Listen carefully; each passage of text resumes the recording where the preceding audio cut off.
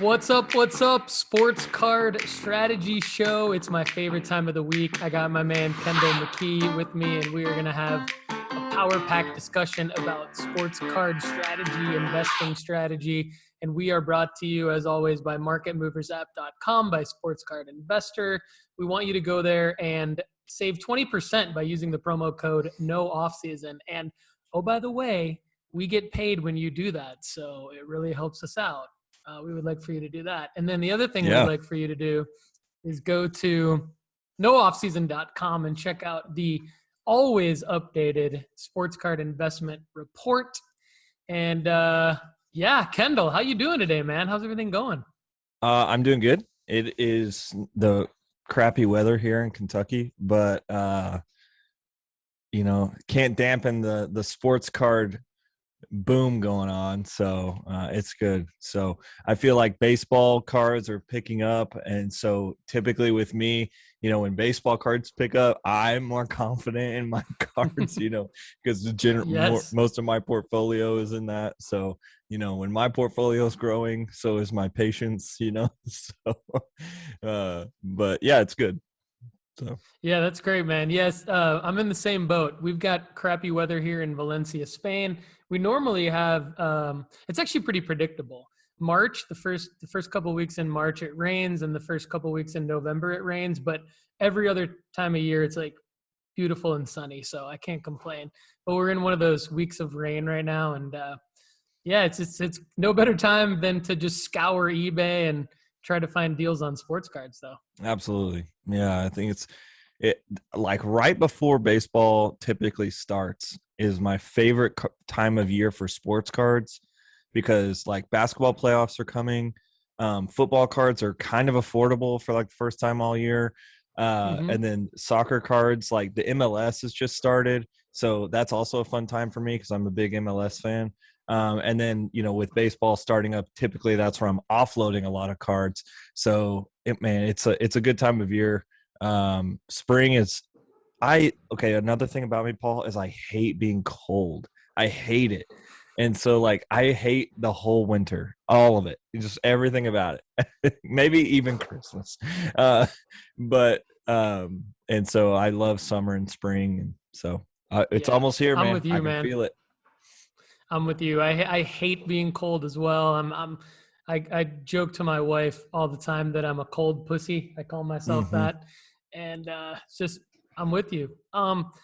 So I want to give a shout out to your breaking company, U&T, over at Wild Cards Box Breaks. Before we jump in to the show schedule for today, just give me a rundown. How are things going over at Wild Cards? What can people listening or watching, what can they do over there? What do you guys got coming up? They're great. We've recently broke some of the top series one that we talked about last week, or 2 weeks ago, however long it's been since we talked. We've broken some tops one, and then another unique thing that we did recently was we broke into some tops, or some Bowman 2019 draft. And that product is just loaded. I mean, there's guys all over the place in that product. And so, you can pull anything from like an Adley Rutschman all the way up to like, there Josh Young is in there. It's just like a bunch of cards that are really peaking in the market right now. There's some Julio Rodriguez firsts in there and everything. And so like, it's all over the place in terms of what you can pull out of a 2019 draft box. And so we did a jumbo, and got some dudes really excited about that, jumped in. Even Carlos Rodon, the pitcher, jumped in on the break. It was way. So we had an MLB pitcher in our break, so it was really cool. That's cool. So it was a good time. We didn't actually pull anything like super valuable, but just the cards themselves, more of the base cards in that product are worth more than a couple bucks. So that it's kind of fun to, even when the low end is worth $5 or $10, it's kind of like mini hits every pack, instead of just like base. Oh, $5 card, so. Correct me if I'm wrong, but isn't my man Riley Green in that product as well? 2019, is that right? He is. Yeah. Nice. So there's, 2019, 2019 draft is an incredible product. Like if you're looking for wax to invest in, that's a great one to do. 2018 Bowman is a good one, and then 2020 Bowman is a good one, or 2020 draft, but 2019 draft as well is just like, I don't see that. I mean, honestly, I think now is probably as cheap as it's ever going to be, and yesterday was probably as cheap as it's ever going to be, and the day before that, so it's like it's probably only getting more expensive because the players that are in there, there's so many like potential stars of teams that are in this product. So it's really cool. Some years are just like misses on the draft, but 2019 was really good. So Yeah, for sure. That's awesome. A couple things I want to hit on, points that you just made throughout the show that we'll come back to. First thing up in our show rundown here is buys of the week. I like to do this with you. Why don't you go first? Anything that you've bought between actually like the last couple weeks, because you and I are talking every couple weeks. So what sure. What have you picked up recently? Did I tell you about my Paxton Aronson I picked up? I don't know how recently that one was. I don't think so. Why don't you include that one? Okay, I pulled up. I bought a Paxton Aronson, which is Brendan Aaronson's little brother. His rookie card out of 299 Aqua. I SGC Aqua. I pulled that a couple of very nice weeks ago. I really believe in him. He's 17. He's playing on a Philly roster that really needs a catalytic player. They're big on youth movements as well, and Brendan came from that same team as well. So both Aronson brothers have come through there. Just the name recognition alone is probably going to have his cards peak, and also he's pretty good, so that helps. And yeah. I could see him making a Red Bulls move as well. So I'm buying those cards before they're peaking. I don't know if you've realized, like seen it, but Brendan's rookie cards are going for about the same price as Mbappe's. So if Paxton ever gets to that level, it's wild. So I wouldn't say Brendan is a buy right now. Let's just put it that way. I don't know if that means he's way overbought and Mbappe is a great price, or maybe a little bit of both, or maybe, yeah. So we could have that discussion later. But anyway, I bought some Paxton this week. I also bought some Pomicall autos. He's a FC Dallas midfielder. Hasn't really shown well for the first 2 weeks, which I was disappointed about. I thought that he would have a position to make a call-up, a potential from McKinney going down. But then I also, on the baseball side of things, I bought a True Blue Sam Huff auto that is out of 150 from a different break or a different grader. It's called BRG, which is actually the top grader in Korea. So I bought this from a Korean breaking company, and it was $40 from them.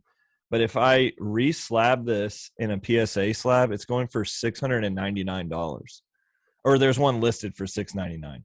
And so not only am I a Rangers fan and I love the true blues that make the Rangers jerseys just really pop, but if I could potentially, cross over this BRG to a PSA slab, and then I'm all in it for about $140, and it's potentially going for $699, I'll take it. Yeah. So, and then I also bought a Pena card, who's going to be the shortstop of the Houston Astros. So I bought his rookie Bowman Chrome auto as well. So very, very cool. And the reason I hesitated when you asked about the Paxton Aronson is because I remembered you dropped this into the Facebook group. So let me plug the Facebook group real quick. Yeah. If you go to sportscardstrategy.com, you'll see a link to the Facebook group. We'd love to have you join the community there. And I think Kendall, you dropped that Aronson into the Facebook group, and then I said, hey, let's talk about that on the show. So perfect. That worked out great. So let's talk about that one real quick. So the SGC 9.5, and sure. Is that a serial numbered card? Yeah, it's out of 299. Okay, so it's a rookie out of MLS, 290. It's numbered to 299. Graded SGC 9.5. This is interesting to me. So let me ask you a couple questions about this. Sure. how much did you buy it for? And what's your plan for when you're going to try to sell it? What are the windows to try to sell it? Is it Well, a I'm going to long-term throw it hold? back on you. I'm going to throw it back and Okay. say, what do you think it's worth? Oh, geez. Okay. I haven't looked, but I have looked at a lot of soccer cards, and I have looked at a lot of SGC graded soccer cards, particularly trying to understand the difference in value between the 10, the 9.5, and the 9. Um, my guess is that there's very, very, very few of these graded by any grading company, um, which I think is good that you have one in hand, because that means as soon as he has a marker moment, like, you can list it and get rid of it. You don't have to send it in to get graded and miss out on that time. So I think that that adds like a little bit of inherent value, but not, it obviously doesn't add any actual value. So, actual value wise, I would say this card would be around between $30 and $60. Maybe I'm low on that, but that's just because of the SGC 9.5. Although it is serial numbered, so maybe it's more towards the $60-$70 range. How did I do? Do you have the answer? You're under. I'm under. Okay. What are Yeah. we at with that one? So I bought it at $80, which Mm-hmm. I thought was a great price considering the name Okay. value. The Chrome product, the Topps Chrome product, actually out of 299, not well, just the Topps Chrome product in general. Not a lot of them are getting graded, just because a lot of people. It's either so the Topps Chrome product is either being bought by people who really know what they're doing or they don't at all. And so there's not like this middle ground of people that Yeah. kind of know what they're doing and then are submitting it to grading. So it's either like there could probably be the Paxton Aronson one of one out there that's just being held by a Philly fan who just likes the card. That's Yeah. a really big possibility in the Topps Chrome market for MLS cards. But there is also like this upper echelon of soccer investors that is seeing value with these MLS cards, like Ricardo Pepi autos and stuff like that is coming out of these products. It's actually pretty valuable. You can get a blaster of this for $22. I mean, so for instance, last week, me and my buddy who are still kind of in this Topps Chrome, like, I think this is an undersold market type thing. We bought a blaster for $22. We pulled a Daryl DK, a Paxton Aronson rookie card, a Matt Turner card, and a um Nani card. All of them together, we tripled our value from the box. And like we didn't even pull we didn't pull a numbered card, we didn't pull an auto card. Like, these are base cards that are valuation 3 times the amount of the box that's we bought it in. So I think, like, Mm-hmm.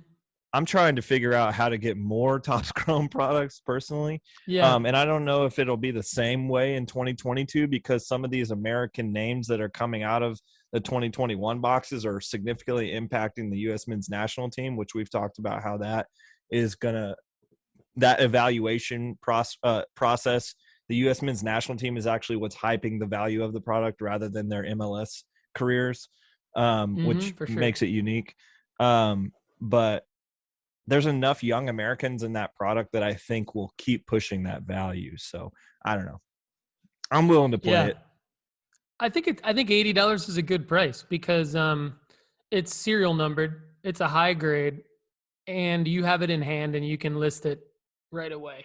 And it's not that much more than I thought it was. And the only reason I went so low with the 30 is just because maybe I'm used to more of the base rookies that aren't serial numbered, and I'm used to the European sets that we've talked about. So that's really Yeah. more where the value is on those cards. But yeah, the Topps Chrome 2021 play is super interesting. I would definitely consider myself someone in that, probably the 80% of the people that kind of know what they're doing, but there's probably 10% of people that don't know, and then 10% of people that really know, and so you're in that higher 10%, and I'm in that middle ground, and I'd love to maybe buy a few boxes and just stash them away. But let me Yeah. ask you this: does it have do the rookies in those sets have any kind of RC designation, or is it like F1 where like it's basically everyone's rookie card? I think that's something to be helpful to the audience. No, there is the RC. I actually kind of like the RC logo from Topps here, because it has a soccer ball, and it has a soccer ball, and then there's an RC next to it. So it's like they've kind of not just put like an RC stamp on there or the same RC stamp that they have in baseball, and so like they've made a unique. I wonder if I can kind of get it on the camera. Okay, wait. Yeah, Oh, see it like to the left of his I head? see it. That is cool. Yeah, I like that. Yeah, so I mean, most of the Topps stuff doesn't. I mean, they have a lot of rookies in the product. Like they push, because the MLS is some sort of an up and coming league, and people would say it's maybe top 5 at this point, maybe top 8, in terms of leagues. Like I'm probably higher on the MLS than most people are, just because I'm a season ticket holder. I watch it every week, all that kind of stuff. But I think there's a lot of up and coming youth coming through the system, even from the Central American players that are coming into America. I actually read a pretty extensive peer-reviewed article about how European clubs are sending some of their prospects that they believe will be good European players that are in Central and South America to America, because it's less of a culture shock than just bringing them straight to Europe. So for instance, Hoffenheim in the Bundesliga works with FC Cincinnati. And so like there are some sister clubs in the United States where they bring players, they have them, they're like, okay, this guy probably would come from a culture shock straight from like Costa Rica to Hoffenheim, so we're going to send him to Cincinnati, have him like work there for a little bit, and then potentially move him over there. So I think there's kind of probably going to be more of that coming on in the next couple of years. And so the MLS has figured out how to do that. So anyway, I see that as an investment opportunity into some pretty unique plays, which like I think Formula One in America is a unique play right now, because you can't just go to every card show and find Formula One cards, but you can sell them online, and so if you are finding a way, there's another unique play that I think is interesting, and then I'll let you kind of move on to the next topic here. But there are eSports cards as well. I don't know if you've seen these, but the Mountain Dew eSports cards are actually moving at a pretty extensively priced section of the card maps. So if you end up finding yourself with some of the Mountain Dew eSports cards, you should probably hold on to them. Yeah, I've heard of those, and I've actually heard of so every Friday night I get sort of like this feeling that I need to buy cards. And just the Friday night itch. Is this Friday night itch? And so I've been going on like and for some reason, and I'll talk more about this in what I've been buying, but I've been looking at sealed wax, just like trying to see if there's some kind of I just don't want to miss out on some kind of opportunity or arbitrage with sealed wax. And so, you have got me thinking about Topps Chrome and then with MLS and there's others. And so I feel like, I could be wrong, but I feel like I was on Upper Deck's website and that I stumbled upon some eSports cards made by Upper Deck. And I didn't dig in too deep to those, but the Mountain Dew ones are like, they come in Mountain Dew packages. Yeah, at right? one point they came with they like, I don't think they're in there anymore, but like the people who grabbed them, like I have 2 buddies who got some, and they had insane returns on like their 6 cards. I bet. I think they both made like almost $1,000 on just like these Mountain Dew cards that they've found in a Mountain Dew box. Like they literally got a 12-pack of Mountain Dew, went home, put it in a top loader, and sold it for like $1,000. I love that. That's so insane. Check Upper Deck, like the audience, check Upper Deck's website and just see if you Kendall, if you want to do this while I'm talking, that'd be awesome too. But I feel like Upper Deck has some some things on there that may or may not be good buys, but I feel like I saw eSports cards somewhere. I've been going to Leafs website a lot lately, and they have the worst website ever.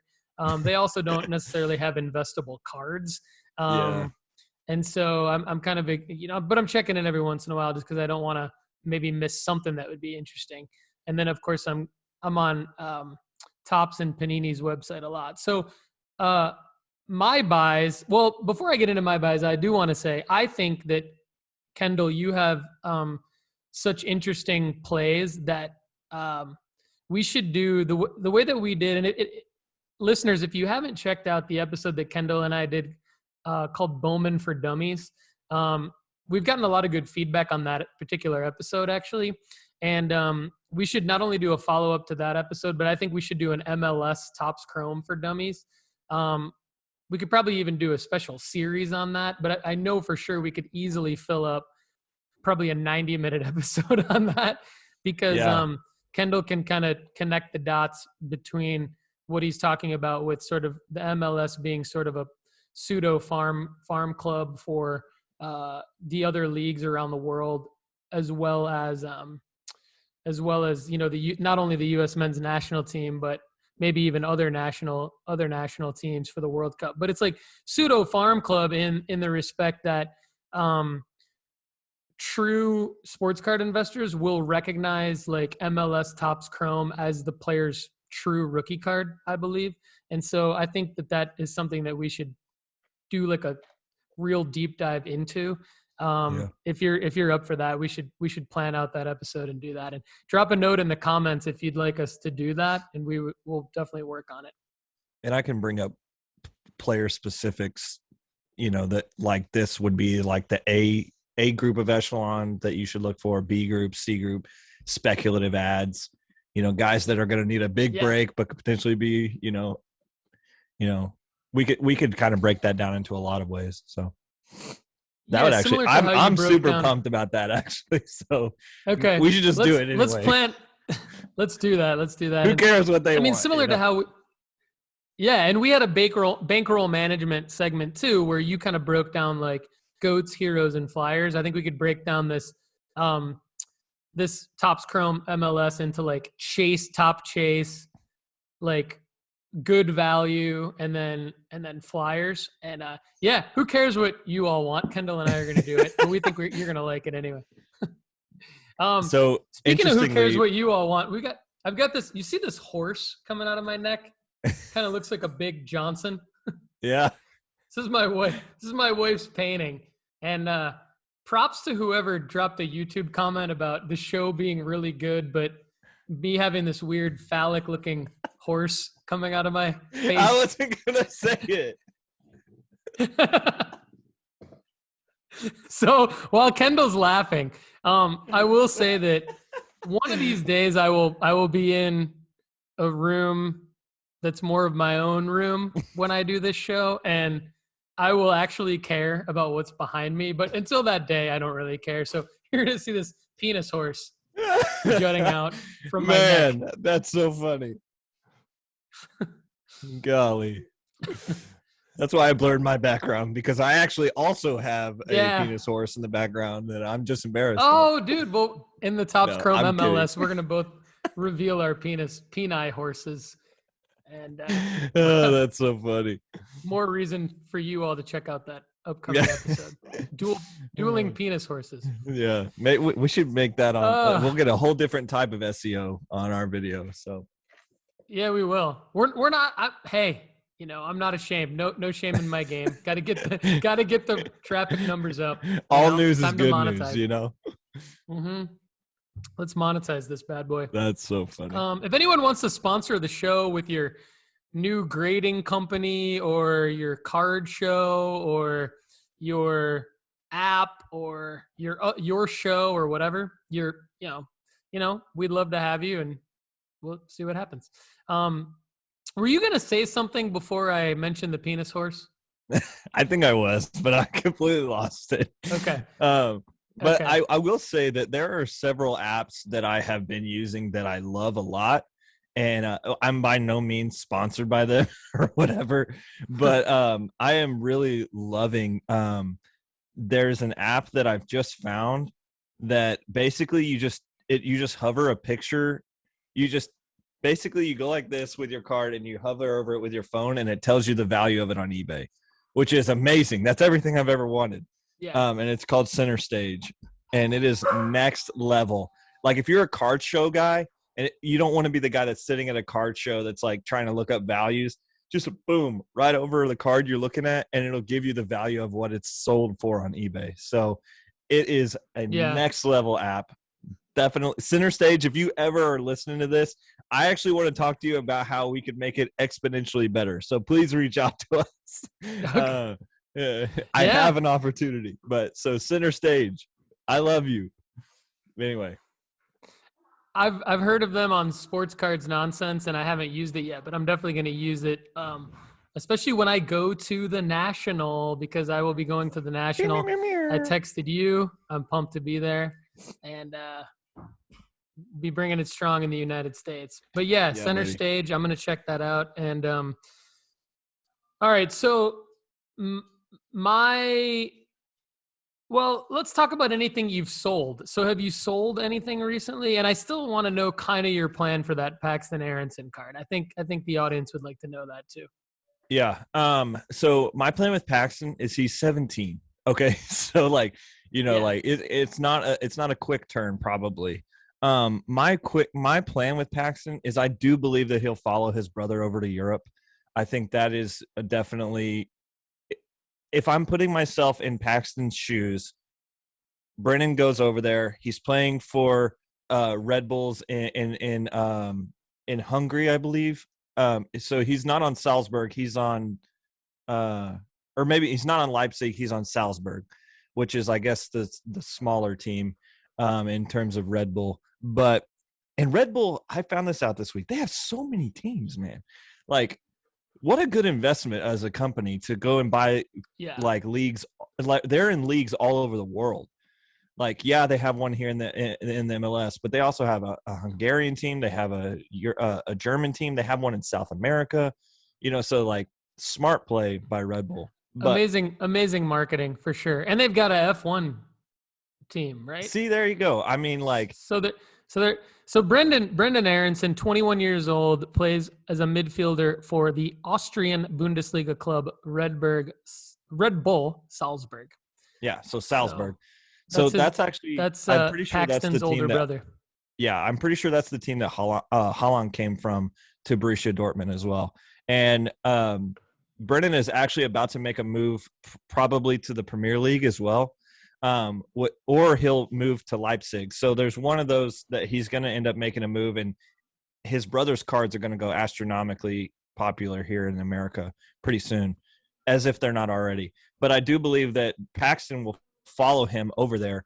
And it would make sense if Red Bulls kind of is like, hey, we're going to do the good move here where we're going to sell Brennan, but we're also going to go buy Paxton. And like, we're going to like kind of, there's this funny saying that my friend T at Wildcard says, he's got good stock.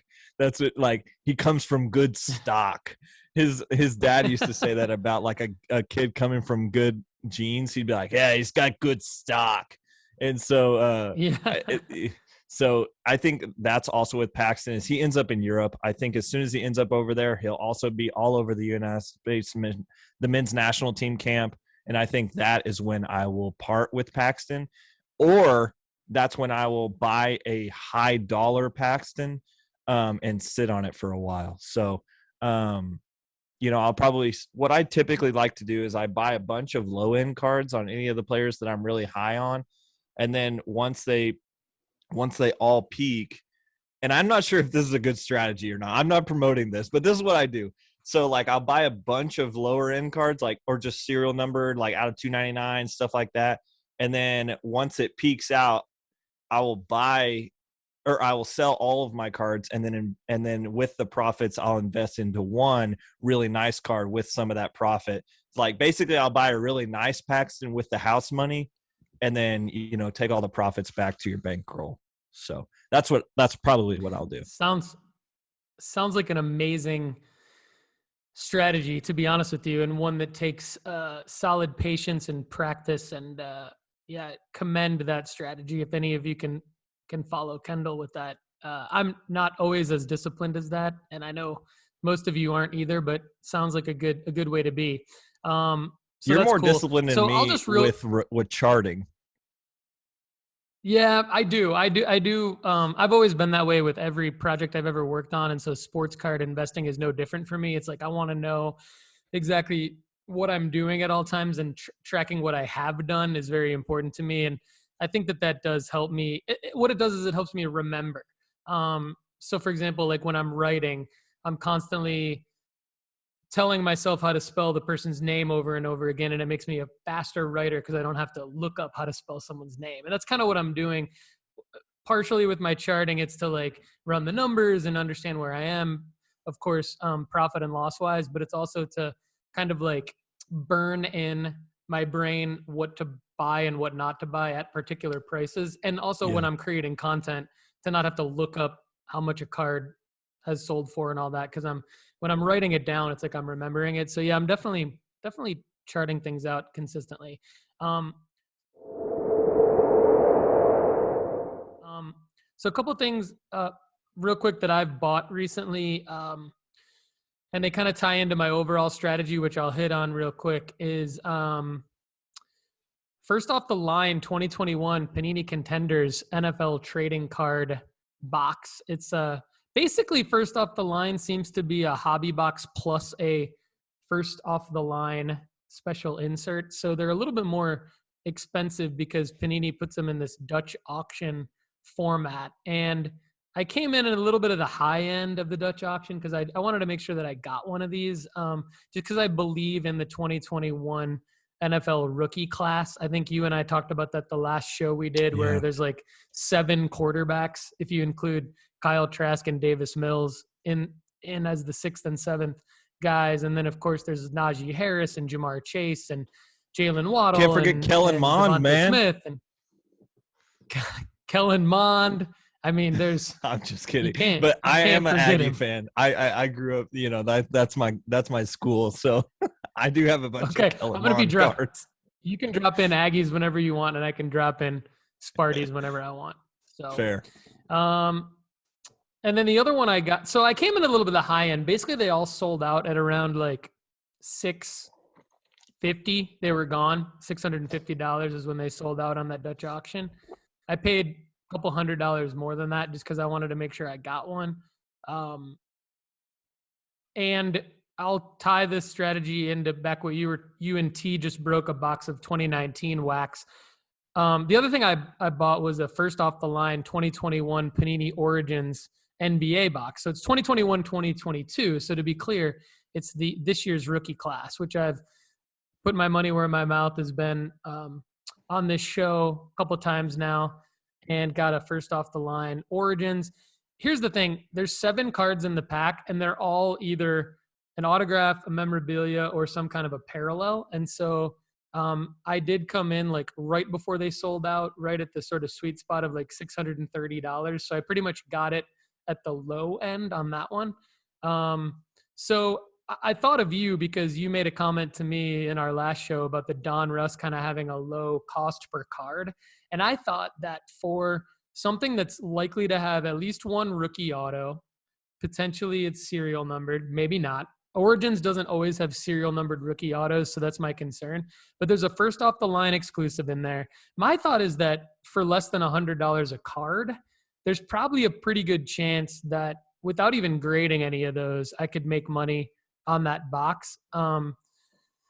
And I think I think Contenders NFL and Origins NBA, being that they are the higher end releases, gives me personally a chance to rip them really whenever I want and not have it be like a Don Russ or a Hoops where it's going to like go down in value. So I've been on the wax. And the other thing that the 2019 box of Bowman that you guys ripped over at Wild Cards, my thought is I'd like to have some 2021, 2022 NBA and NFL sealed boxes in 2024 and 2025. I'd like to have them still sealed. And then just have so many. So that's really my plan for these, is to have them sit there as long-term investments that should just appreciate. With the Jalen Greens of the world and the Jonathan Kumingas of the world, and hopefully the Trevor Lawrences and Trey Lances and Mac Joneses of the world, not even knowing who's in that box, but having the possibility of all those guys in these boxes 3 to 4 years from now is kind of really where I want to be. Yeah, I think that's a really interesting play.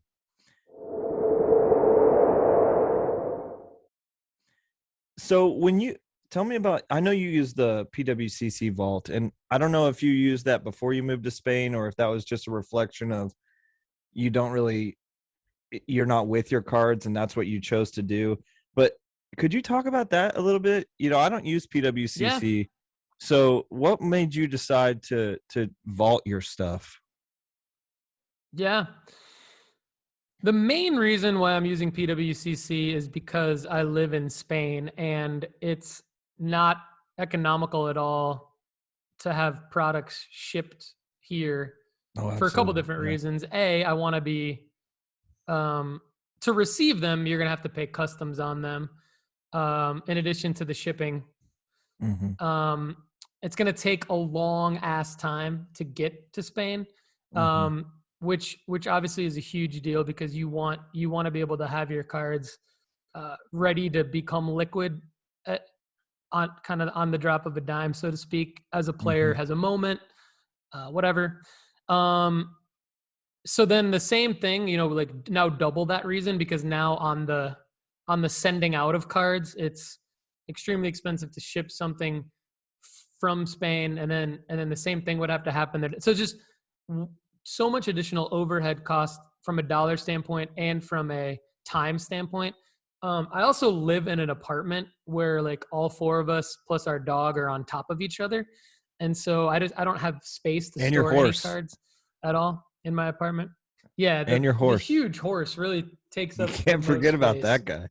What's his name? Yeah, you got to name the horse is really, well, the horse doesn't have a name, but the artist, Victoria Scotti Art, she's a friend of ours here in Spain, so I'll give her the name.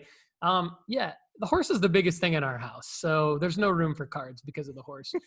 And PWCC puts me in a position where I can have somebody else do the receiving and shipping. So it's peace of mind. It's peace of mind to know that if whatever I invest in, that it's going to get there safely. Someone's going to receive it. Someone's going to take a picture of it. They have nice technology. So they have a nice app and a website platform that intakes the card. They curate it. So basically what that means is they take a picture of it, they put it in my vault, and then I can go into my app and my website account at any time, and I can see what they've insured it for. I can see the photos of it. If it's graded, they give it like an actual title. If it's not graded, if it's raw, they just kind of put the player's name on it. But you can request for them to title it a particular thing. You can list certain cards, certain graded cards and sealed wax on their platform. So that gives you another selling option that you wouldn't have if you don't have items in their vault. I personally have not sold anything in the PWCC auctions. I did sell a few cards through their eBay account before they were banned off of eBay. So now what I do is I sell cards through nooffseason.com directly. I sell cards really, if anyone wants to buy a card through me through social media, we can do Venmo, we can do PayPal, but I also sell directly through eBay, my own eBay account, No Off Season Sports Cards. And then whenever I sell a card, they're all in my vault, and I just go online, type in the buyer's shipping address, pay PWCC $5 to ship it, and it's out. Now the downside with sealed wax, so the fees are okay. The reason I buy mostly graded cards is because they only charge me $2 curation fee per intake of graded card. What kind of sucks is they charge $10 per curation fee of raw cards. So It's really not economical at all for me to buy a raw card unless it's like a several $100 raw card. unless it's like an RPA, where then the $10 kind of don't matter as much. But Right. yeah, if it's just a regular, like I wouldn't go out and buy like a Desmond Bain or a Tyrese Maxey like Prizm, or like Prizm Parallel for like $20 because it's like a $30 card for me, and that starts to not make sense. So there's some things that I'm really missing out on. The other thing is sealed wax. They charge a $25 curation fee for a box of sealed wax. So if I'm buying like a blaster, like It's a now I've $50 doubled the blaster cost now. of my blaster. Yeah. Exactly. So there's some limitations to that. If I wanted to make a play, which actually and happy to talk to you about this right now. There's some grading plays that I kind of want to do, because as I'm putting together the sports card investment report, at the end of each player's report, there's the play, and the play is like, out of all the information that I've given you in this write-up, this is what you should do. You should do this. And I'm found myself, especially with a lot of NBA guys right now, because it's not economical to buy a lot of NBA guys right now. But with some of the guys, it's economical to buy raw, get graded, and then that's your play. And so there are a couple of things I wanted to hit you up on to see if maybe we could, because I'm here, I can't really make those plays. Maybe you and I can team up on a play where Oh yeah, I ship the card to you. absolutely, man. You handle the operations of getting it graded, and we could definitely do that. And then it'd be good. Well, just content for the assume show, that too. assume that I'm down for that. So Okay, cool. Yeah, that's awesome. So good question on PWCC. I would that recommend wasn't it, though, just to necessarily on anyone who the doesn't want to. rundown, but thank you for answering that. No, I mean, it's always good. You and I can deviate from the rundown because I think it's all good content that we're covering, and I think it's useful. I will say that even when I move back to the United States in a couple years or less, I will probably continue to use PWCC because just it's You so don't have to nice to worry be about all it. virtual. It's just Yeah. virtual. Yeah, like my whole world is virtual, and everything I do, I don't have any overhead costs to it, and it's kind of like, yeah, I want to hold some cards in hand, but like really I want to flip them anyway. So if um I'll have more options when I can have the card shipped to my home address, so I'll probably have cards shipped to my home address when I live back in Tennessee now in the future. But I'll probably still ship all the valuable stuff into the vault, and then just whenever I sell it, have the vault ship it out for me. So Yeah.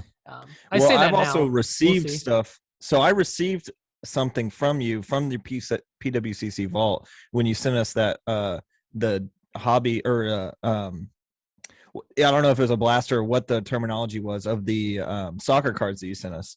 And so the adrenaline cards that you sent us, I've received it from your PWCC Vault. So I know what it's like to receive, and the packaging was really good, and I like they took good care of it. And so like from a receiver standpoint, also I can give some sort of feedback into what it was like to receive something from your vault as well. So I can, for the sake of this segment of our podcast, the receiver is also getting that would be the main thing for me is, are they taking care of my cards in terms of the shipping?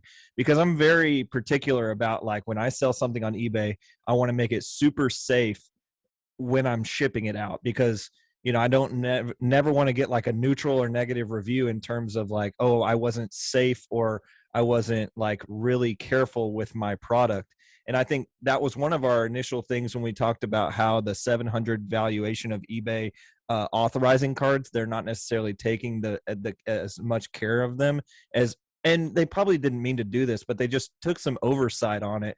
Like they just put it in a penny sleeve and then put it in a card saver and shipped it.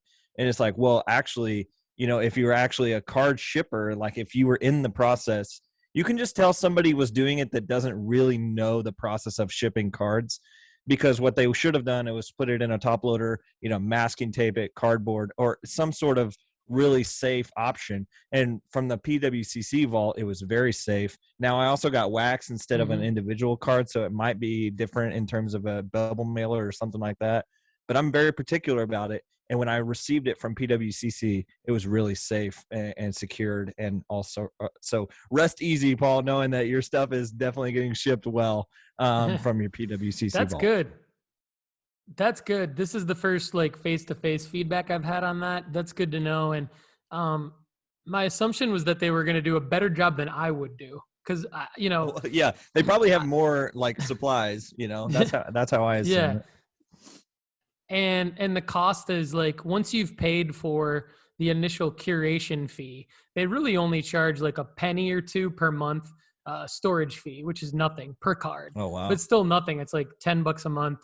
I have like 400 items there, and it's like $10 a month for the storage fees. And then, so beyond the curation fee, which is one time, it's just $5 every time that you ship out a single card, which is really what you're paying. That's what That's the not bad. buyer on eBay is paying me anyway. And so for, Yeah. I don't know, 20 extra cents, because I think maybe they charge, the buyer pays like $4.80 and I'm paying PWCC $5. It's like, I don't have to drive to the post office. I don't have to. That's 20. That's 20 cents piece of mind. Yeah, 20 cents to not have to talk to somebody at the post office is pretty good too. No offense to post office. Your social tax there. I have a horse jutting out of my neck, so people can laugh at me too.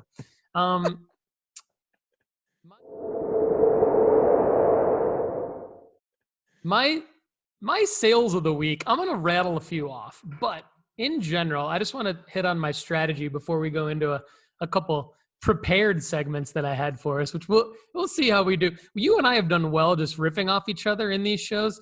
I think that I'm interested to see how the prepared segments go. So anyway, before we get into these the first prepared segments is something I was going to talk about anyway. So you didn't even know that. Nice. Okay. And really what I'm doing is I'm going to try to see like if you like the prepared segments, and then maybe we could do like a consistent prepared segment or two every time, and then see how the audience likes that and everything. But my sales of the week, I did sell. So there's the Ja Morant, and this actually could bring up another topic, which is fine if we get into it. But I sold the Ja Morant base Prizm PSA 10 2019 rookie for $300. Everything Nice. Ja is blowing up right now, and I do have another Ja listed on eBay right now, which is just an optic base PSA 10 2019. But I sold it for $300 for a few reasons. I bought it for about $290 last year, so I made like $10. My thought is I overpaid at $290 because I bought it.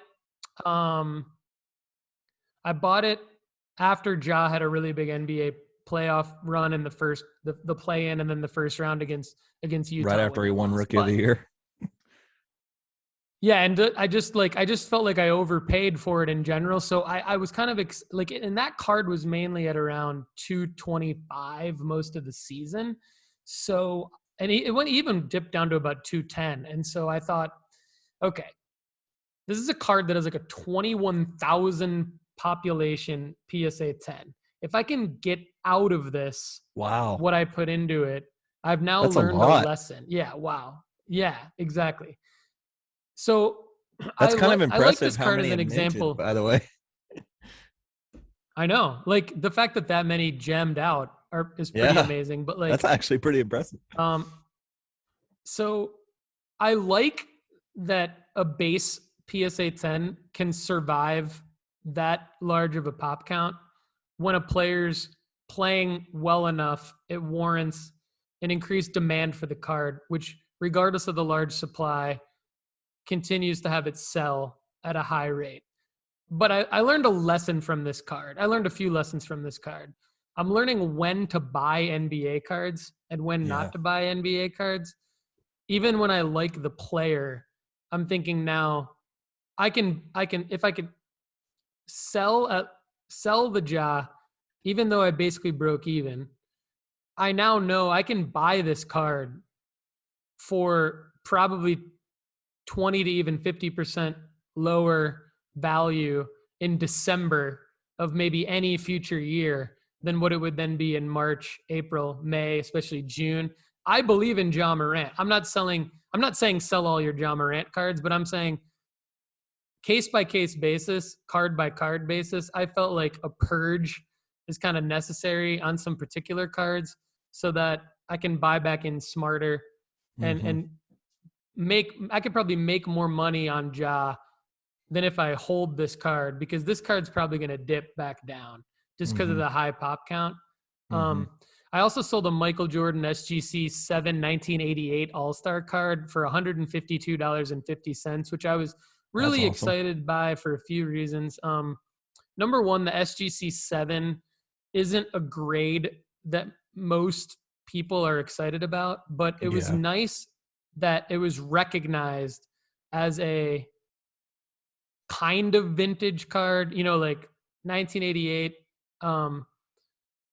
And it's nice that it was recognized as SGC being a reputable grading company, especially for older cards, and that Jordan's market is still super strong to be able to I basically pulled this out of an old set, had it graded $152.50. So I was pretty happy about that. I sold a Messi SGC 9 2018 World Cup sticker for $36. And the reason I wanted to highlight these three sales is because they were all on three completely different platforms. Ja was on nooffseason.com. Jordan was on eBay, and the Messi SGC 9 World Cup 2018 sticker was on MySlabs. So for all of you kind of out there listening and watching, like, I'm selling on all those platforms. I feel like in order to sell,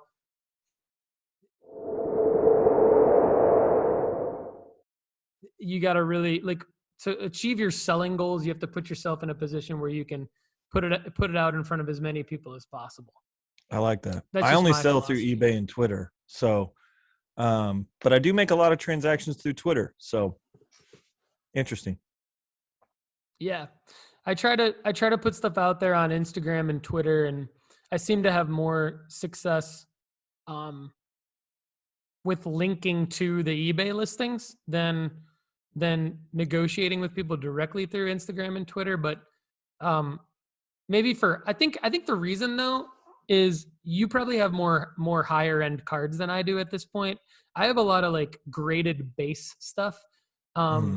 But as I acquire more high end cards, like I've got a Diego Maradona Chronicles auto numbered to 199 or something that I texted you about it. I think, I mean, it's listed on eBay and it's listed on MySlabs, and I can see that there's watchers and there's people following it, but I think that the higher end cards, I'll probably sell maybe more direct one-on-one through platforms, or I'm even thinking of having that one shipped to me when I get back to the United States and then taking it physically to the National and like, I would do that for sure. Yeah. You might be able to make some really cool plays with that, especially with maybe if you're trading that and cash in hand for like some super monster, like that would be pretty cool. Yeah. I would trade that. That might be cool content. Some cash in hand for.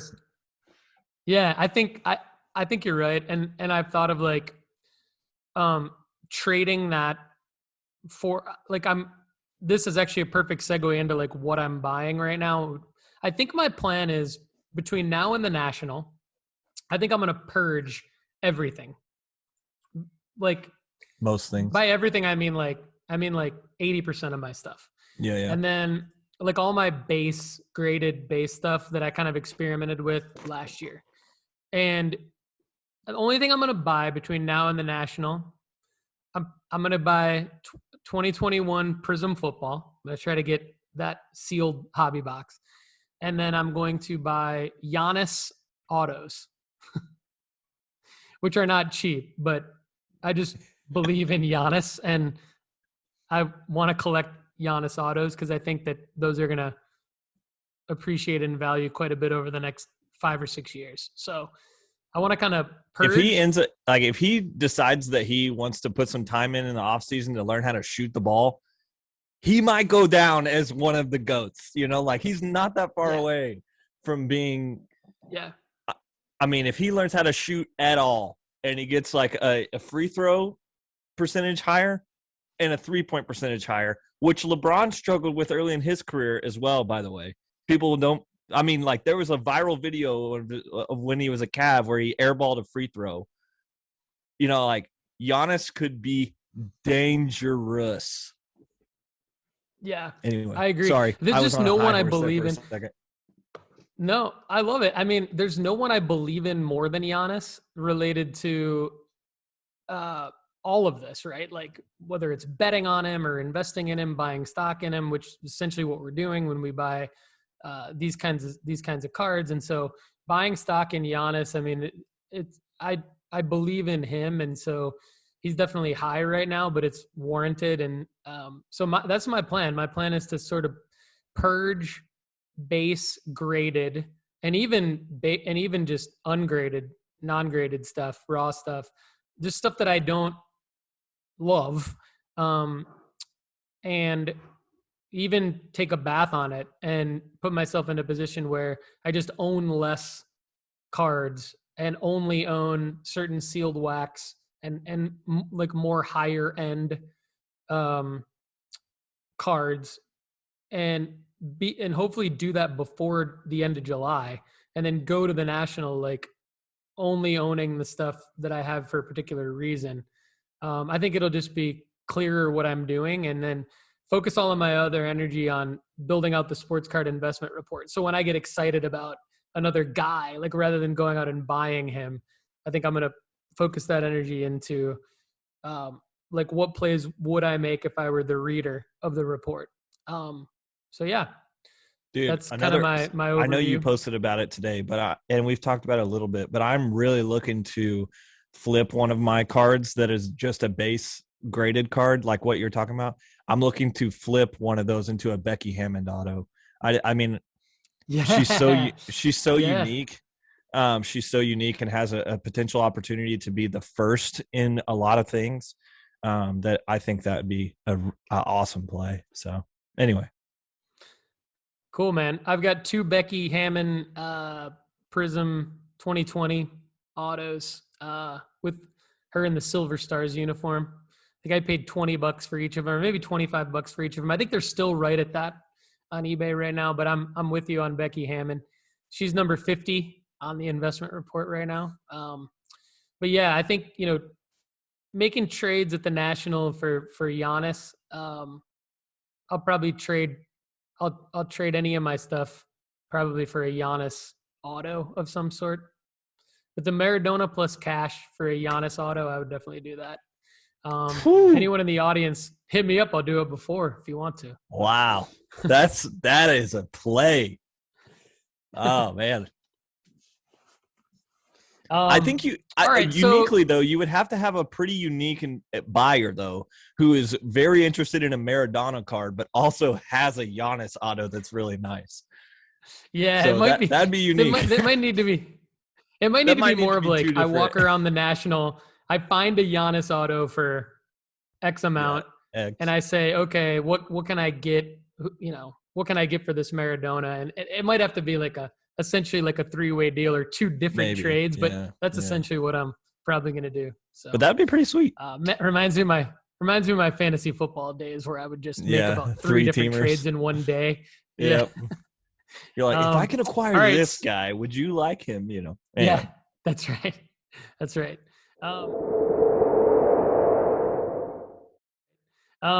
Okay. Would you rather? Um, I've tried to, I have like a little tournament in my mind. So what I'm going to try to do with this is like, maybe we end up with a winner, but I walk you through a series of questions. This is kind of Okay. like All right. the first round, for the first round matchups, Okay. are number, it doesn't matter the seeding, but let's just call it seed 1 versus seed 4 in the first round of the tournament. And then we're going to Okay. bring in other seeds to participate later. Okay. Would you rather have or invest in? It's the same thing. So this is like if you had $175 to spend, would you buy a Vlad Jr. 2019 Topps Chrome PSA 10 for $175? And yes, this is about what these cards are going for right now as of the recording of this show. Or a same exact year PSA 10 Topps Chrome Fernando Tatis Jr., basically the same price. Oh, I was trying to answer it as quick as possible, but I wasn't sure if you were done talking. It's Vlad Jr. all day long for Okay. me.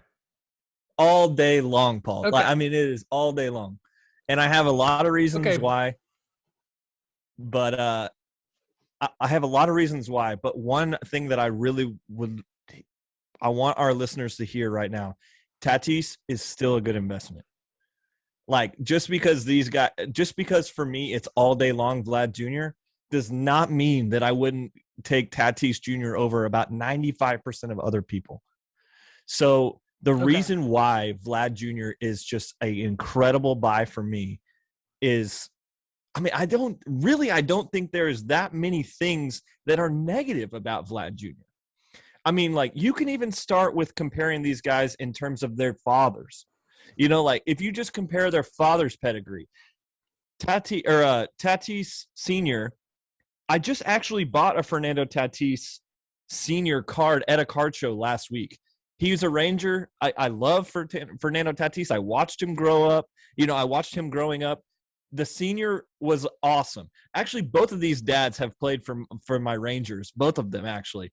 In the 2010 World Series, Vlad Senior was on the Texas Rangers. But Vlad Senior is one of my favorite all-time players because he's so cool and unique. He hit balls literally that would hit the ground, and he would golf them in our home run. What a cool guy! Anyway, and there's like this lore of Vlad Senior that, like, he lied about his age because he actually didn't know how old he was, and he was actually like 5 or 6 years older than they think he was. So he might have played till he was like 48 years old. Anyway, there's like this whole lore about Vladdy Senior that's so cool. And then, like, I watched Vladdy Jr. take batting practice as a Ranger in 2010 when he was like, I don't know, he's like 15, and he's taking batting practice with his dad in the Rangers stadium before the game started. So cool. Anyway, sorry, I was on my soapbox for a second. But the reason why I would invest in Vlad Jr. right now is the injury history. He is definitely going to be able to play for longer.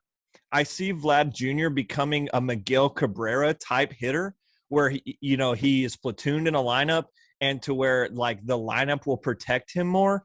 Also, Vladdy Jr. will be able to play longer than Tatis Jr., I believe, because of the way that he plays, because of the position that he plays, because of his element in the game.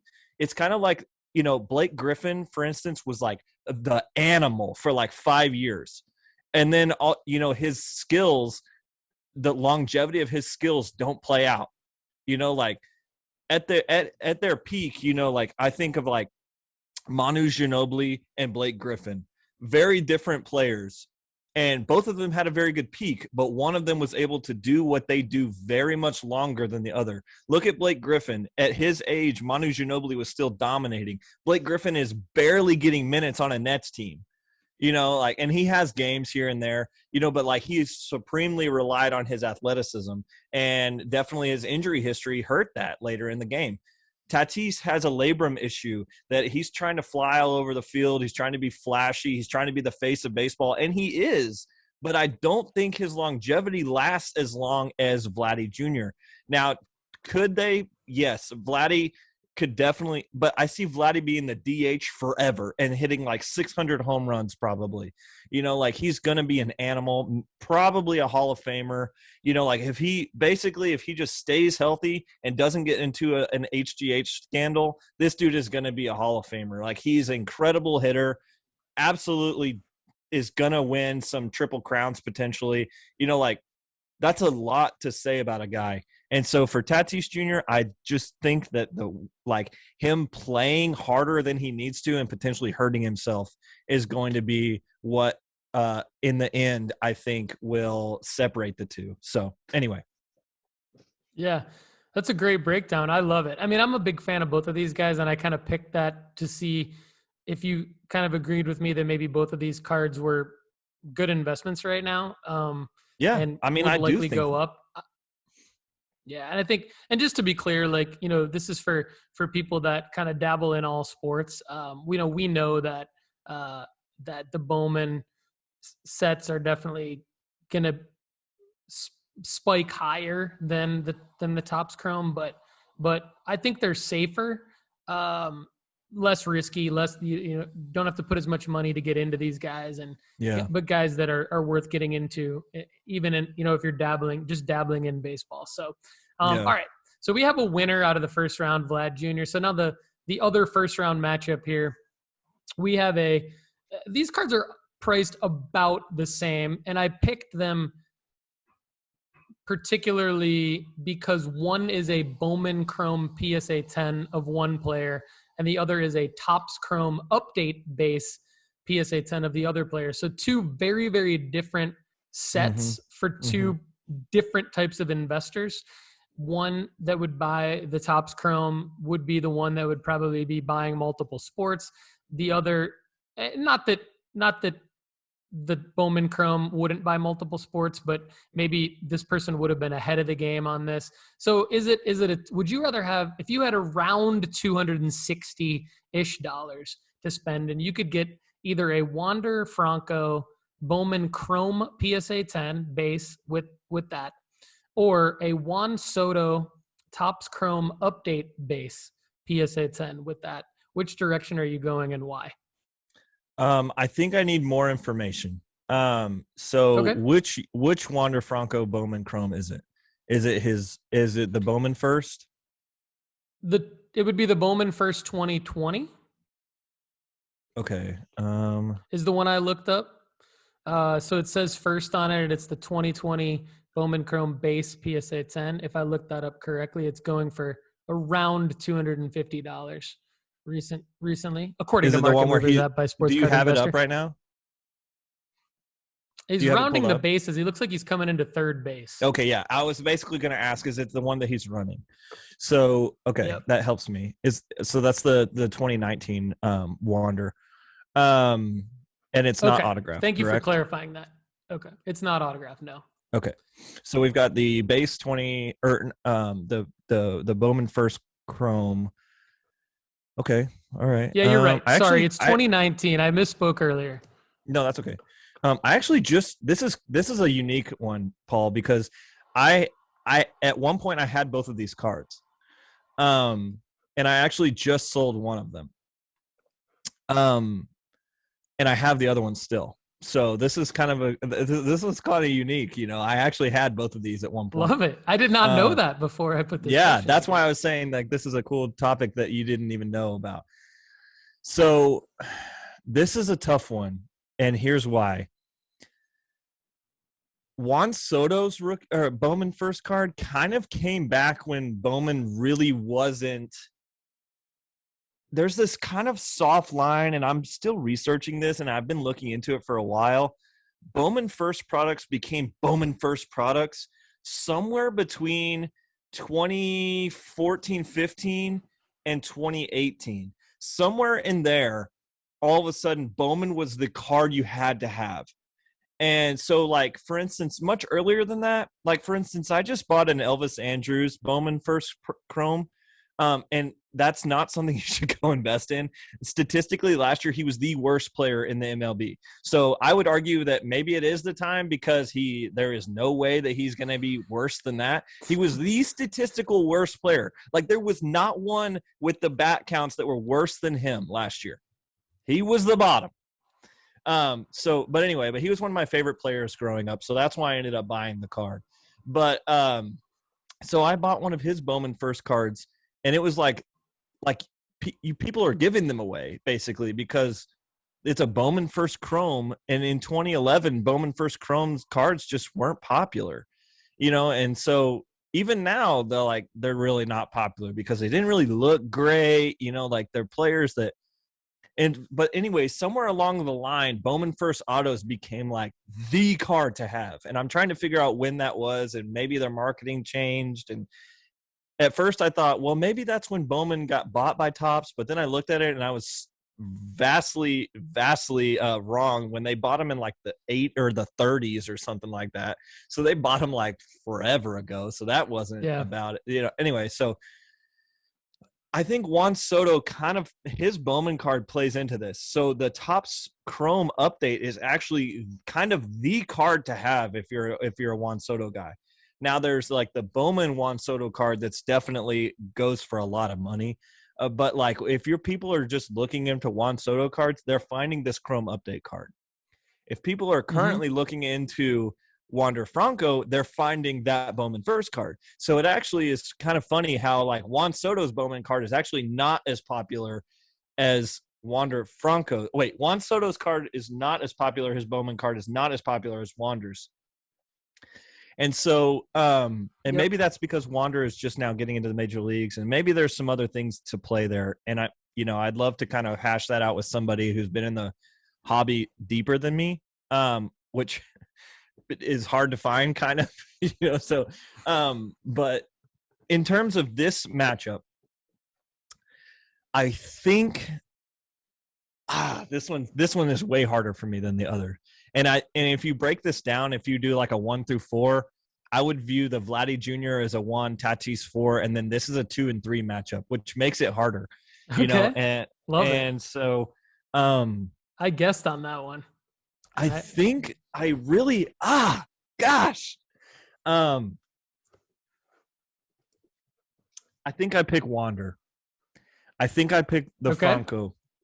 And really, right here, the only reason why is it's cheaper. Like I think it is. I think that's where it comes down to. Yeah. I think they both become staples. I think they both become wildly popular and are good for forever and ever. Like I think Juan Soto could go down as like as good as Mike Trout potentially in the future. Like I think it depends on where he goes to play after his Nationals contract. Like there's a lot contractually speaking where we're not sure where Juan Soto is going to end up. I mean, he denied a really extensive extension to be a National basically for life. And so he's about to probably get the biggest contract of any player ever, and his swing is so effortless and there's literally no holes in his swing. Juan Soto could go down as one of the best baseball players ever. And that's a lot. That's saying a lot. And Wander Franco has like this crazy upside too. Like he could go down as one of the best ever as well. And so that is so hard. But I think the only reason I would take the Wander right now is I think you could benefit off of his Wander mania right now. And so what I would probably do is sell the Wander pretty quickly. Like I would flip it probably around the All-Star break when he makes his first All-Star team. And when he, because he's not a rookie this year, so it's like he's not going to win Rookie of the Year, but he's going to be a really solid second-year player. And then I would flip it for a Juan Soto, I think. So the only reason I would do that is I think there's a quick turn opportunity for Wander and for a long-term Soto play. Okay. Yeah, I like that. That's great. So we have, and just for clarification, like if you're yelling at us right now while you're listening to this or watching it, we do know that Juan Soto's Topps Chrome update base PSA 10 2018 is the card we're talking about. That goes for about between $270 and $300. And we do know that the Wander Franco 2019 Bowman Chrome PSA 10 actually goes for less than that, between about 200 and 250 right now. So there is, if we take the high end of the one card and the low end of the other card is essentially what I did, and you only have a $20 difference. So let's say that we now are going to have so basically Kendall's taking the Wando Franco card plus let's give him $30 or something. So that's what he's choosing. So now in this next round, what we have is the Wander Franco Bowman Chrome PSA 10, and we're going to give it a price of $200. We're going to bring it down because that is the lower end of this card. And we're going to ask Kendall to pick between that card and the 2019 Vlad Jr.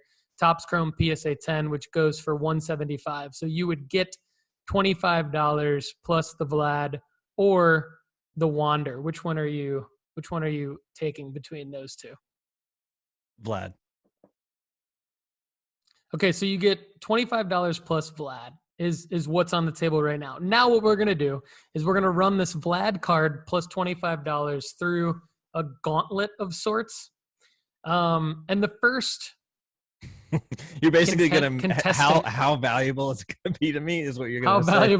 valuable is this Vlad card to Kendall? Okay. Okay. Now there's a couple curveballs coming up here. Pardon the pun, but Vlad Jr. Topps Chrome 2019 PSA 10, $175 card plus 25 plus. Now you're gonna go up against a Bobby Witt Jr. Pay close attention here, everyone.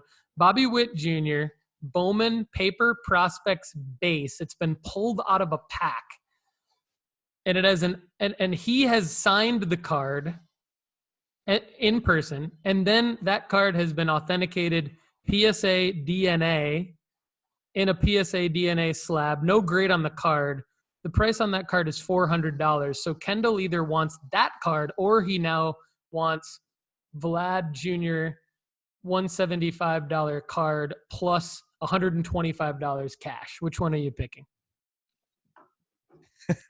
Like, and it's I'd the be first stupid. Bowman Bobby Witt. I'd be stupid to not say like, hey, I'm gaining $200 of equity if I choose the Bobby Witt Jr. here, but I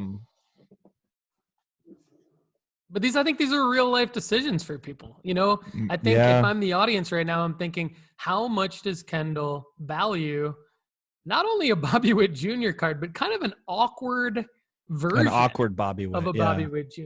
card? Yeah. I think I'd still keep the Vlad in this scenario because strictly because I think the Vlad would not only be easier to move if I had to get out of it. The liquidity aspect would be a really important thing to me. Mm-hmm. I'm never going to have to. I'm never going to have to discount it. Like I'm never going to have to be like, no, this sold for 400, and he's like, well, it's not the real Bobby Witt Jr. And then you're like, okay, whatever, 350, just give me money. Like. I'm never going to have to do that. I'm just going to have to be like, no, this is Vlad Jr. Topps Rookie Chrome PSA 10. Like that, you want it or not, it's going to be 175. And next week it's probably going to be 375. So get it now, and you can say that. I think it's almost like having like a cheaper vintage pair of Jordans versus like a really new expensive pair of Jordans. Like if you had like an $800 pair of Jordans that dropped yesterday, or like a $400 Jordans that were original, I'd still choose the old Jordans because like you could combine that with a lot of other things and it's an easier sell point, I think. So with that being said, I'm gonna say Vlad Jr. on this one because the Bobby Witt is weirder, and I think it wouldn't be as easy to get out of if you had to, and probably not as rare.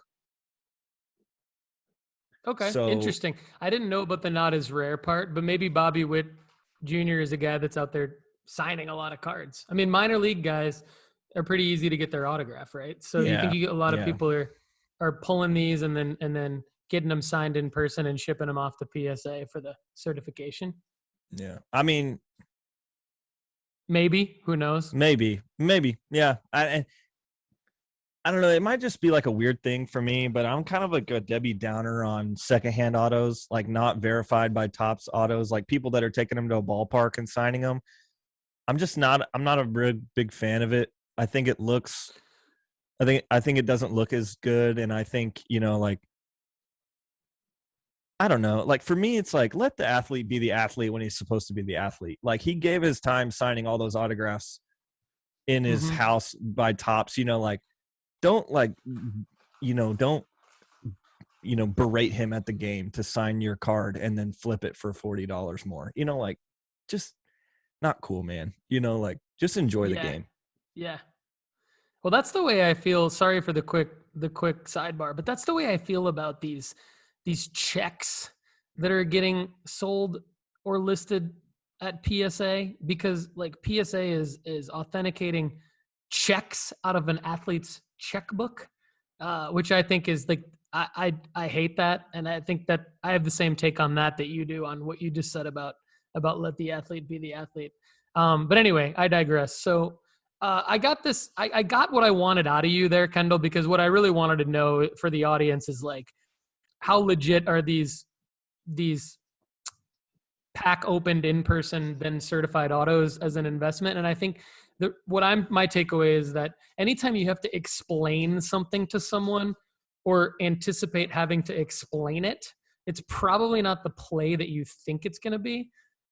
So buying the card or sticking with the card that like you could just list it and you're good to go. You don't have to do anything else but list it, is probably going to be the winner. So that's a good segue into the next card. So the Vlad Jr. Topps Chrome PSA 10 for $175 has made it all the way to the final round, and it's going to square off plus $2,200 against a Bobby Witt Jr. Bowman Chrome Prospect Auto PSA 10. That is his Bowman first, which is 2020, correct? I'm going to pull that up, make sure it is. that I am positioning the right 2020 is his Bowman year. And I just want to clarify, I believe I'm pulling this up on my end. The card that I'm talking about is not serial numbered. There's a serial numbered version of this, and there's just a auto version. I'm just talking about the auto version. His base auto is PSA 10 is going for about $2,500. Yeah. Yeah. So that's the one. So how much do you believe in Bobby Witt Jr. is really the question. Like, are you going to go with the prospect auto and put the 2,500 into it, or are you going to take the cash plus this Vlad card? I really don't think this one is close at all. I'm taking Bobby Witt Jr. I think Bobby Witt Jr. is going to be an incredible major leaguer. I really think his floor is really high. Like, he's a really high floor player. And I think there's a lot of prospects that have their Bowman Chrome autos that are way overpriced right now. Peraza, for instance, is one of them right now. People are saying that he could be a Yankees shortstop, but he's really just a defensive shortstop. And I don't think defensive shortstops necessarily hold value long term. Nobody's like, heck yeah, Omar Vizquel, you're not just like really jazzed about a defensive shortstop. But who people are really all about is like shortstops that hit bombs like Tatis, So Bobby Witt is got some really solid batting numbers. He's going to be a major leaguer for a long time. Comes with a pedigree of being, his dad was another major leaguer. Which, speaking of, like, look at this list. We've got some incredible lineage here. I mean, it's all over the MLB right now about some good players. Stock, as good he would say. Stock, yeah. Good stock. Like there's just all sorts of good stock all over the Major League Baseball right now, which I think is super fun because I grew up watching these players' dads, and now like I'm stuck in this weird in-between age where I'm older than the prospects, but I'm also way younger than their dads, and so like it's kind of just fun to see that you've got them here. But Bob, actually, what is awesome is all three of these guys' dads were Texas Rangers. Let's go. There we go, babe. But Get anyway, pumped for the let's Rangers. Go. I actually have all three of these dads' Texas Rangers cards as well. So let's go, Paul. God, but anyway, I did not even plan for that, but I got you hyped today. That's what I like to see. You literally played into the emotions of all three of these players being Texas Rangers. So all three of these have played in a Texas Rangers dugout at one point. Anyway, so I digress from the Rangers, but Bobby Witt Jr., I believe, is going to be a perennial all-star, a guy that's going to be incredible, fighting for Silver Slugger awards probably his whole career. He's not a guy that's really like in terms of like flashiness, in terms of like Tatis. He's a guy that's just going to come in every day, grind out the season. I think he's going to be an incredible big leaguer. I think he's going to be a guy who comes up and wants to win every single day. He's not going to have off days. I don't think you're going to see a lot of slumps. You're not going to see like major differences in his game. I think he's going to be very consistent, which is going to help his card value. Like, I want to say that he's going to be a Mike Trout-esque player. Now, I'm not saying he's going to be Mike Trout. What I mean by that is he's going to be a very consistent player. You're going to see a lot of the same thing every single day at the ballpark. You're not going to see a Nelson Cruz type career where you're going to go in days and months where he's hitting like 400, and then you're also going to go the next month where he's hitting 200, and that ends up being a 300 hitter. No, you're not going to see that from Bobby Witt. He's going to be the man all the time, every day. He's going to show up to work, and he's just got incredible pedigree. And I think he is an incredible investment, and I wish that I had gotten in sooner on Bobby Witt Jr. because he actually grew up in my neighborhood, and like I've been watching him grow up. I know what high school he played for. He played against my high school. He was younger than me, but like we all knew who Bobby was going to be before he became Bobby Witt Jr. and was drafted first round. Like we all knew he was going to be that guy, even when we were older than him, and so like I believed in him early on, and then same with Jordan Lawler, by the way. He also grew up in my same area, and I'm still high on him, by the way. I think he has the same pedigree. But also, Bobby Witt Jr., incredible. Buy him now because it's going to get more expensive. The only thing that's going to hurt him is injuries, and let's just pray that doesn't happen. So, all right. So, Kendall, if you and I are out at a 6-person dinner, there's our wives, you and I, and some other, say, woman with her husband are joining us, and let's pretend that we're all friends. But that dude doesn't know anything about sports cards, but he's like into some alternative investments, and he's like kind of followed sports throughout his life. And generally he's a cool guy, but like not as cool as us because he doesn't know anything about sports cards. And he says to us, guys, I just want to make a play in this sports card thing, and I've got like $5,000 that I want to throw around. And you and I, our eyes light up, and we're like, ooh, who should we tell this guy to buy? You're saying, what you're saying right now is he should buy at least one, maybe two of this card. Yes or no? I think that's a very safe bet. Nice. Love it. Love it. All right. Do you have enough time for me to do the other last couple segments? You got like maybe 10 or 15 I am more minutes? completely chilling, dude. Let's go, Yes. Yes. All right. Well, for those of you who commented on YouTube that you could listen to Kendall and I talk about sports cards all day, we are challenging that. So I am going to Here we go. No. segue. I'm going to segue into the NBA in this manner. The same way that you feel like nostalgic and hype that there's so many juniors, I feel the same way about the NBA with all the juniors. You've got Gary Trent Jr., you've got Tim Hardaway Jr., you've got, I'm going to miss like all the other Gary juniors Payton that Jr. I typically think of. Gary Payton Jr., you've got so many good juniors. So my next Bull Jr. is around Bull Jr., yeah. Manute Bull Jr. A lot of juniors, a lot of players' sons. Drop the ones in the comments that we're missing Sabonis? here. I'm just trying to think of Domantas Sabonis. I'm trying to think of the most fringe ones that I can think of.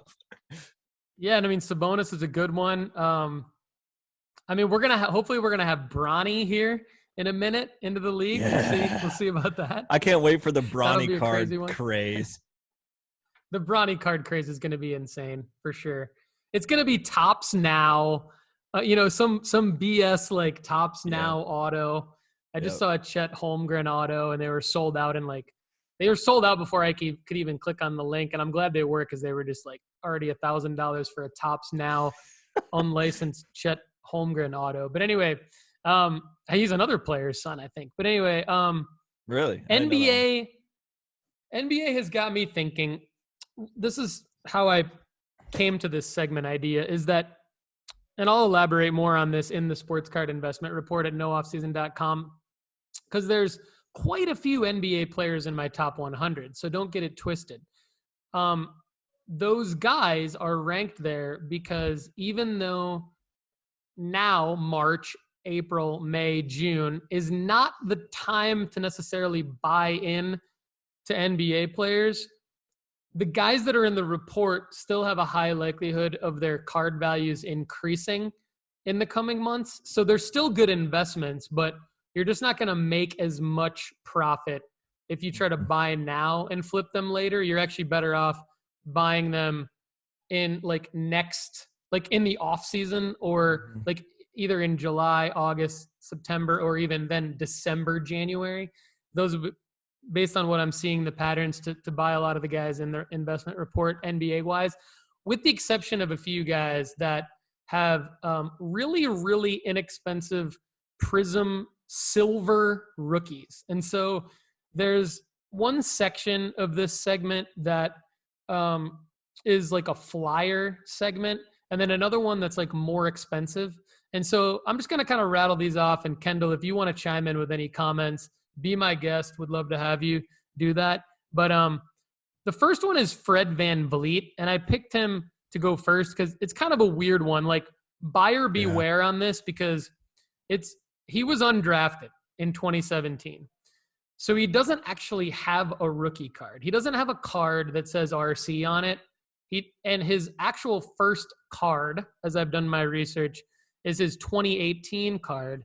And so if we were to look at the Prizm and the Prizm Silver, the reason I'm picking Prizm Silvers is because the Prizm Silvers are a short print.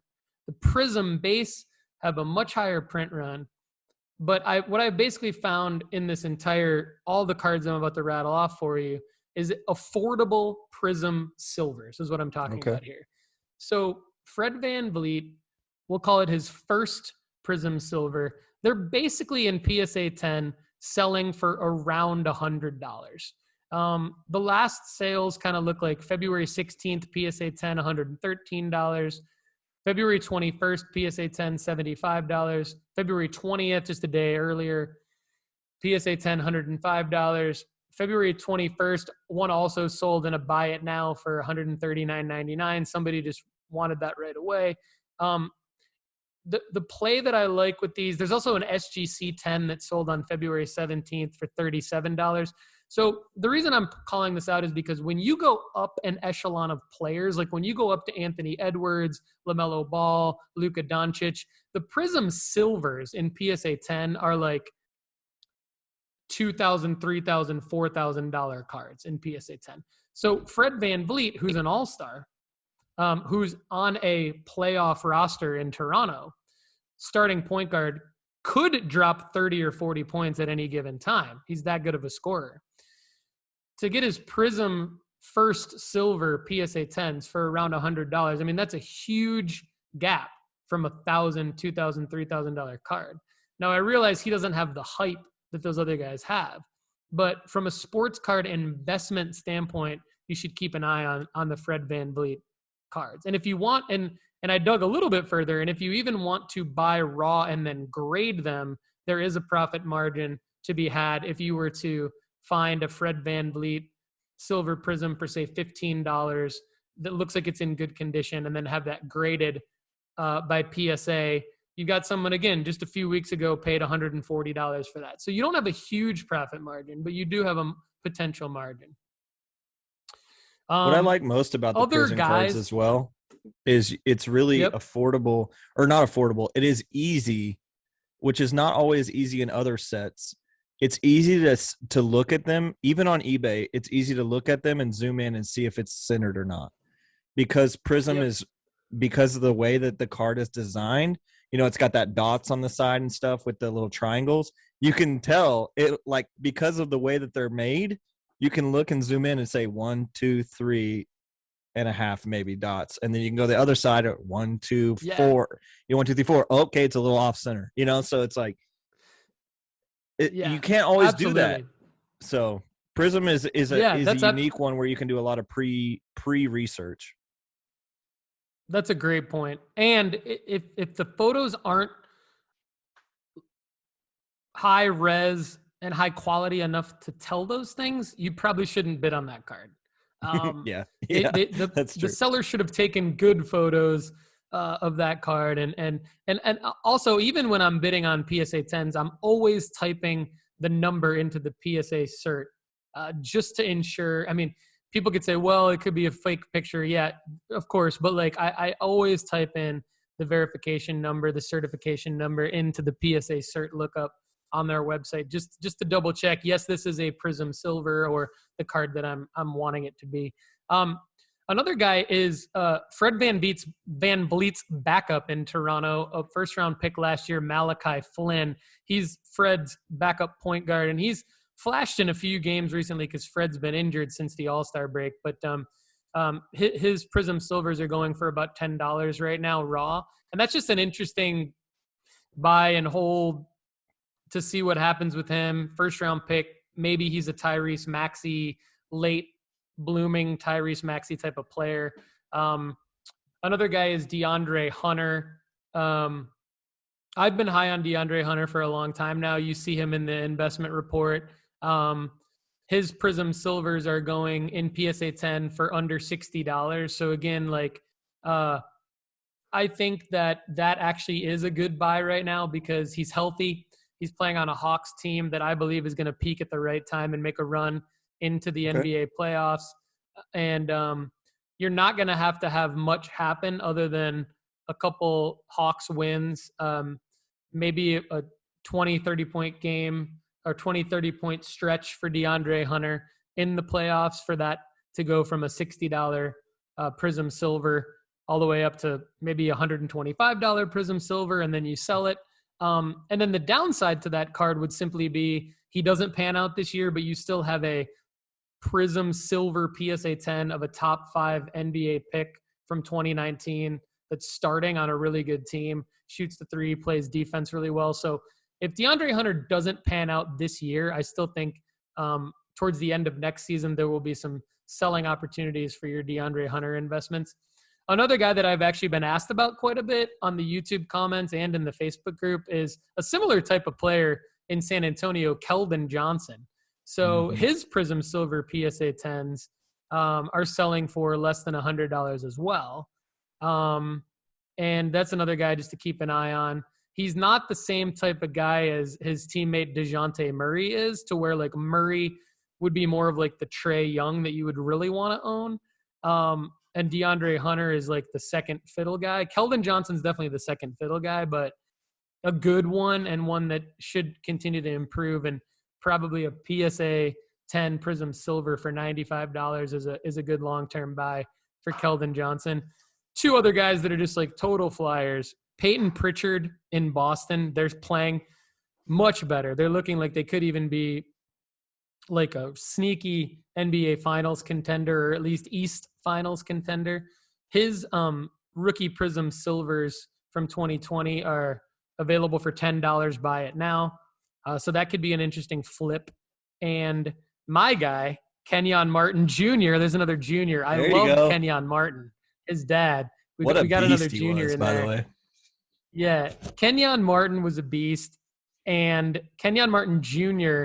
looks to be a pretty versatile young player, just not getting any love. You can get his Prizm Silver PSA 10 rookies from 2020 for $2 raw right now on eBay. So look at the shipping costs. Make sure you're not paying too much for shipping. But yeah, $199 buy it now. Kenyon Martin Jr. Prizm Silver raw. There's going to be a lot of room, obviously, for that card to go up. I see him as like I don't know if he's a Draymond Green type of player, to be honest, but I think he fits a Draymond Green profile where he has a second round draft pick that gets a decent second contract that propels him into a longer term career. And I think he becomes a legit player. Also, I mean, any move away from the Rockets probably would really benefit his cards. Or if the Rockets pull a 360 and all of a sudden are competitive next year with their, depends on who they get.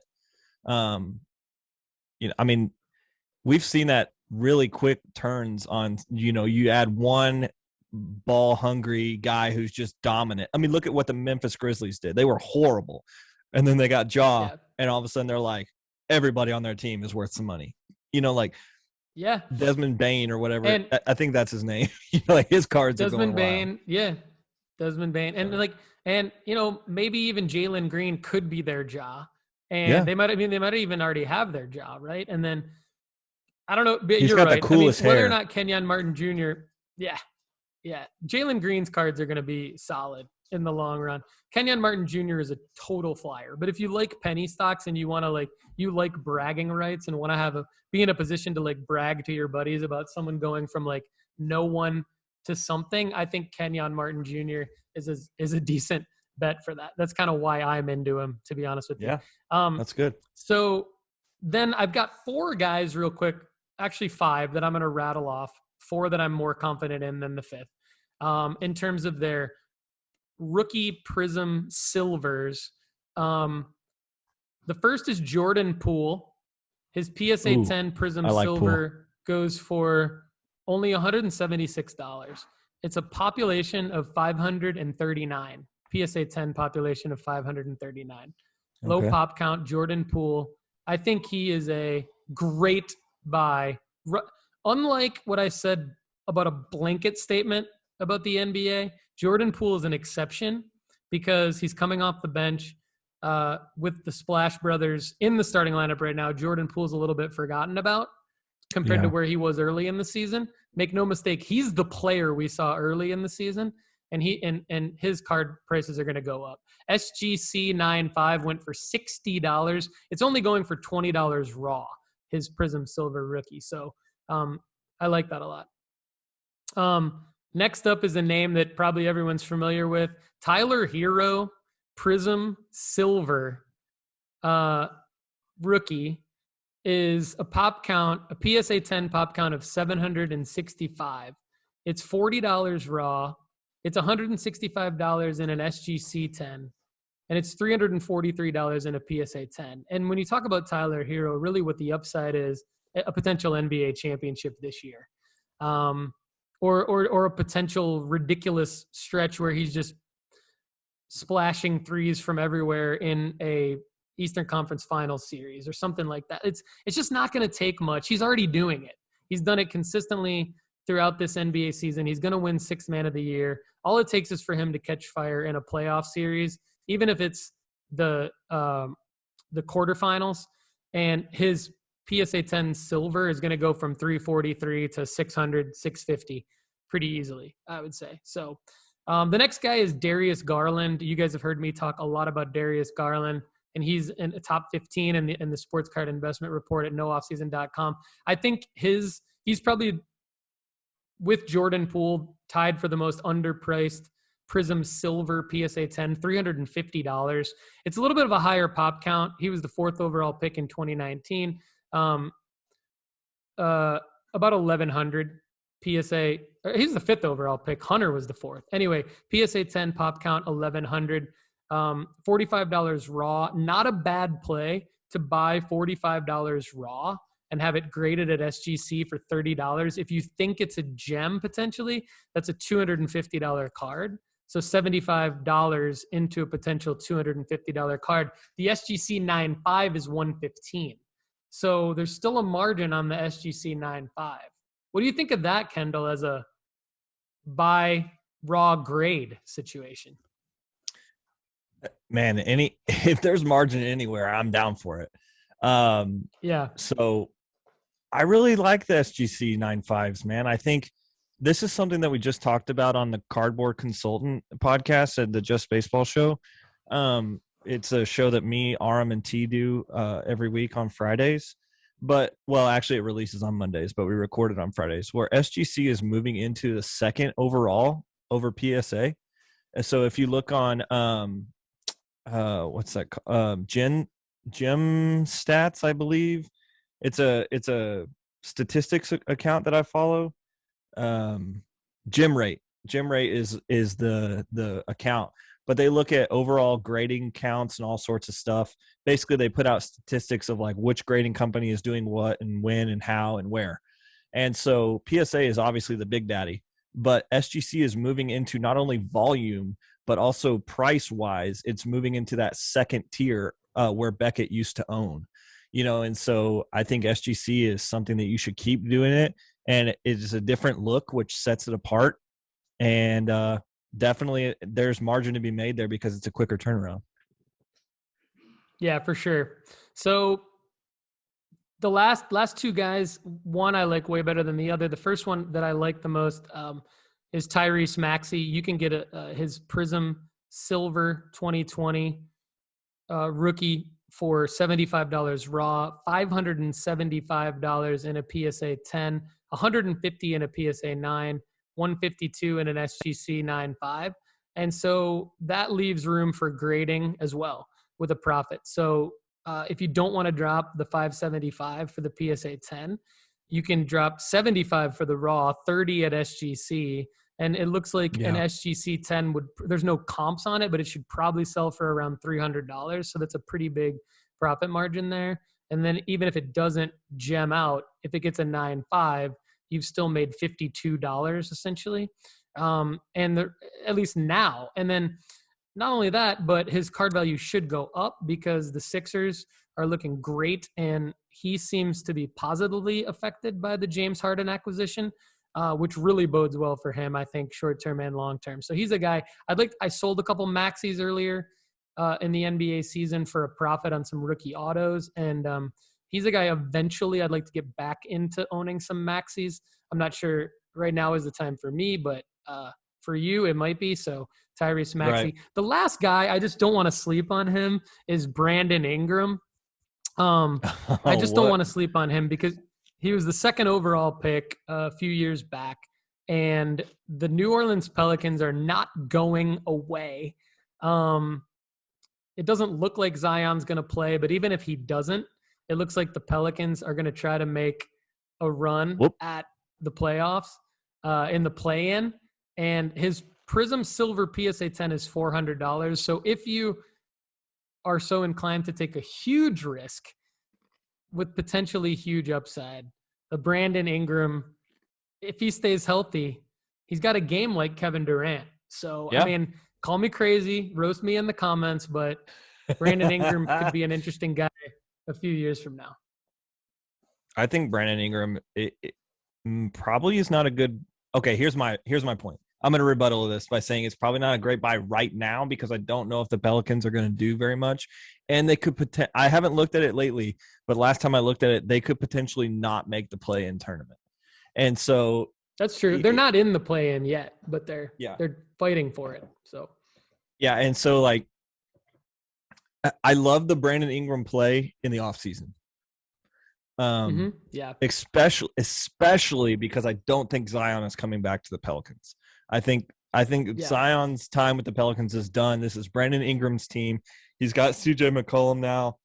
They're going to get like a solid acquisition in the offseason. I think the Pelicans are ready to move on from Zion mania. And I think this is Brandon Ingram's team.